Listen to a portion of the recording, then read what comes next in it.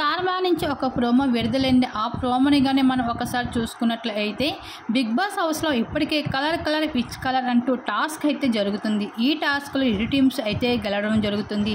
ఇంకా కిరాక సీత టీంలో కొన్ని చాక్లెట్స్ అయితే పంపించగా ఇక్కడ నిఖిల్ టీంలో చెఫ్ని అయితే ఎంపుకొని చేసుకోవాల్సి ఉంటుంది అని చెప్పడం జరుగుతుంది బిగ్ బాస్. ఈ భాగంగానే పృథ్వీని అయితే సెలెక్ట్ చేస్తారు కంటెండర్గా. ఇంకా ఆ తర్వాత బిగ్ బాస్లో ఓ బేబీ టాస్క్ ఇవ్వడం జరుగుతుంది. గత సీజన్లో మనం అందరం చూస్తూ వచ్చేసాం. ఒక డాల్ని ఎదురుగా పెట్టి ఒక గేట్స్ని పెడతారు.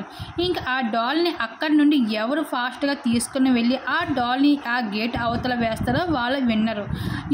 ఇలా ఈ టాస్క్లో ఫైనల్ వరకు అయితే చేరుకుంటారు ప్రేరణ నాబిల్. అయితే వాళ్ళిద్దరిలో ఎవరన్నది అనౌన్స్ చేయాల్సి ఉంటుంది అని చెప్పడం జరిగింది బిగ్ బాస్. ఇంకా హౌస్ మేట్స్ అంతా కూడా డిసైడ్ అయ్యి నాబిల్ పేరు చెప్పడం జరుగుతుంది.